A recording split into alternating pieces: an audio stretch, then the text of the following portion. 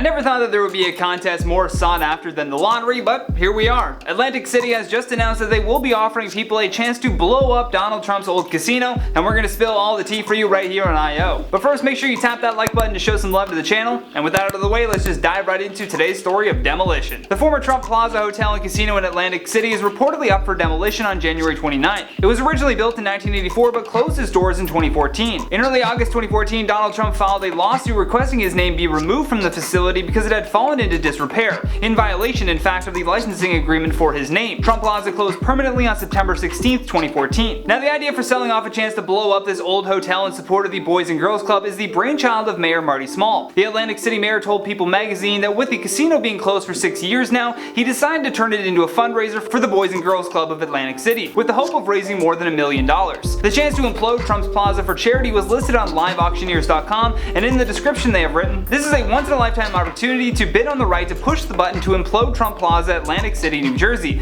As you may or may not know, the Trump Plaza has been scheduled for demolition and leveled off the boardwalk of Atlantic City. For several years it has been sitting empty, and now is the time to end an era and replace it with something new. We are selling the experience to push the button to implode Trump Plaza. This will be done remotely and can be done anywhere in the world, as well as close to the plaza as we can safely get you there. All proceeds of this auction will benefit the Boys and Girls Club of Atlantic City, New Jersey. Ever since the start of this pandemic, they have seen an increase of young children and adolescents benefit from the services of the Boys and Girls Club and are in need of all the assistance they can get for the community.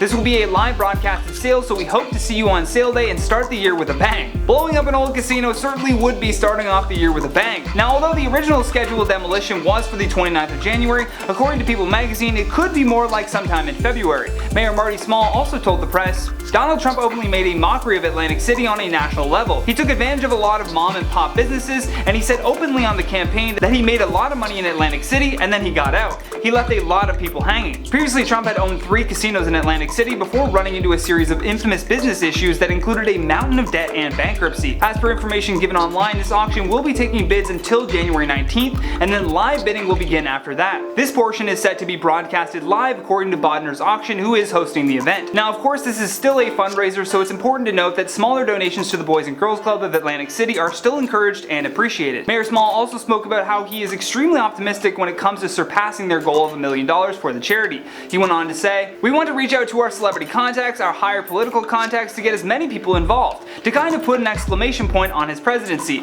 and to benefit the children. That is a beautiful day." It certainly would put an exclamation point on the end of Trump's presidency to have a building with his name on it blown up. I'm sure for the state of New Jersey, this is really just about payback for what Trump said about Atlantic City. Although politics aside, the fundraiser for the Boys and Girls Club is what's important here. That and the fact that a useless building that has become a hazard at this point will finally be torn down in place of something new. Even at the start of the year, apparently a large piece of the building broke loose from one of the towers and just came crashing down. Luckily, no one is believed to have been injured from this, but it certainly points to why Mayor Small wants to get this demolition over with.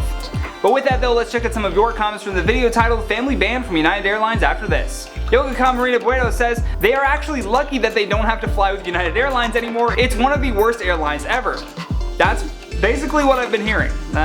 Noted, do not fly United. Don Kozlowski says, "Last I knew, children 2 years of age and under didn't have to wear a mask. I think it had something to do with the risk of suffocation."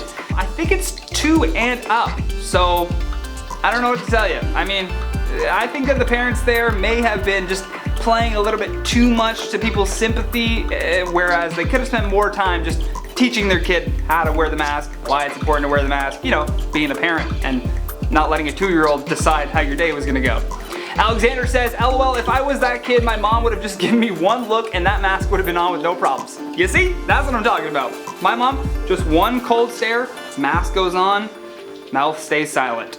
Emily Doong says, "Bye, won't give them back their stuff. They probably mean that United wasn't going to delay the flight to get their luggage off and would give them back after transferring the bag back from the destination. These kind of complaints are never as outrageous as they seem." I certainly believe that some people blow it out of proportion, but if you watch the video, it's very sketchy the way the flight attendant just says, "Yeah, all of your stuff is gonna fly to your destination. You're not allowed on that plane." So you could just imagine the confusion of like, okay, I've got to fly I got to get a new airline to fly me to my destination. My stuff is just gonna be waiting at that airport, and then I need to go talk to United again to get my stuff back. It would just be very frustrating, but I also get that they don't want to delay every other passenger's flight just for these one people's bags. So it's a sticky situation. Kathy Tran says, my mom would have scared me into compliance if they knew that their kid didn't like masks. They shouldn't have tried to get away with it. Very true. If the kid had been not complying with masks throughout, like they said, they were traveling for most of the summer, maybe a face shield would have been better? Who knows? I don't have all the answers here. I just have the videos. That's been today's video. I've been your host, Johnny Rogers, and until next time, stay classy.